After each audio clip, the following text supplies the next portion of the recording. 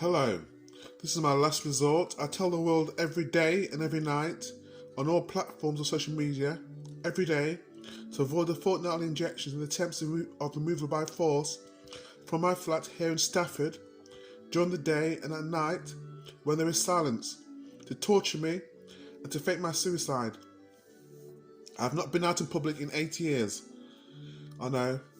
My name is Stephen Nathaniel Edwards. I've written to the Prime Minister's office 33 times since 1995, 14 times directly to Prime Minister Boris Johnson. His office has never acknowledged any of my letters.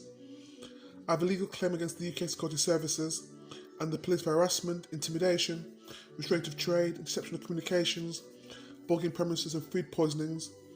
When I exceeded expectations and found 2 bugs, one in my home in Birmingham and one in my late father's home in Derby, the Derby police twice positively identified the objects as bugs, but said we, the police, can't afford to do this. It's higher up as the MI5. I received 5 death threats from MI5 agents and the Derby police with a witness statement to the first threat I received verbally, which were never investigated. PC Burns 1907 and PC Clay 1016 came to my bedsit. When they were leaving, they said, bring your bugs and your papers to the station in the morning and we'll take it from there. They then went downstairs to my landlady and said, we'll start the ball rolling, we'll call social services. There was suppressing evidence conspiring to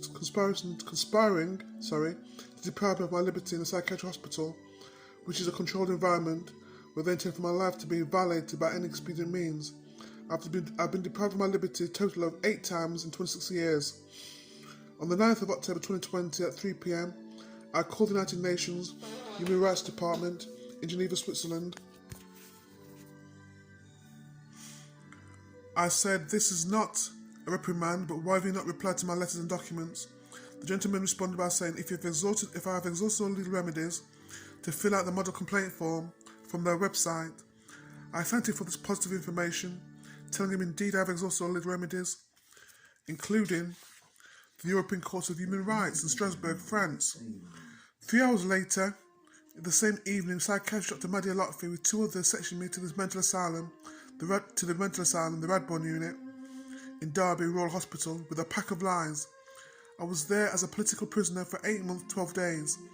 My life was in danger every day and night, whilst I was there with numerous attempts to violate my right to life.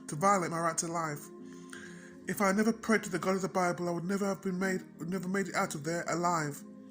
The psychiatrists, social services, and the mental health teams only want to support the UK Security Services and the police, violate my right to life and my human rights further, especially my right to life.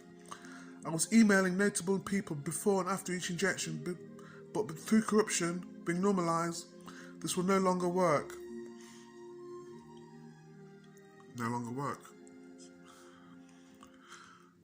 I constructively moved from Birmingham, where I worked as a lounge pianist, back to my hometown of Derby City, 21st June 1995. I requested to be rehoused outside of Derby, having been let down by all services. I constructively moved to Staffordshire, 21st June 2021. I have not walked out in public in 8 years. I have my own self-contained flat in a complex of 8 flats, with support staff who work here 24/7.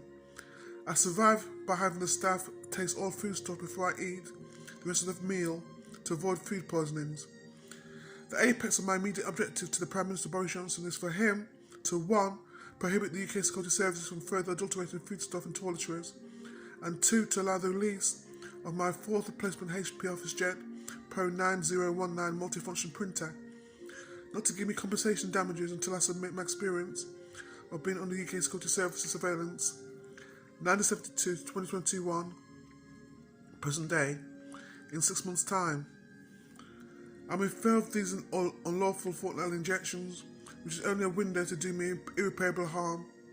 Knowing everyone in my life, in the UK especially, has been unlawfully interfered with.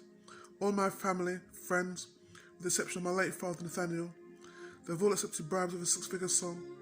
My community psychiatric nurse, Miss Jade Potter, doesn't care about me and is happy for me to be recalled back to hospital. I have no human rights whatsoever. I have feared these fortnightly injections and removal by force every day, 24/7. As I'm in here all alone, the support staff would only lie on me, as have all others. The UK Security Services, the police and the SAS would fake my suicide. I'll be, as of Sunday 8th of August 2021, uploading to the public every day, to the world on social media every day, my succinct story, which in part tells of my predicament that my life is in great danger. I've been violated by the state of UK. If I'm alive until my court hearing later this year, you'll be able to see my story every day, keeping you all up to date. Until tomorrow night or tomorrow day, take care of yourselves. I have an appointment with my lawyer at 10 o'clock today. The appointment's for 1 hour to speak about the points of my case. We'll see what happens if I can stay alive. My name is Stephen Nathaniel Edwards.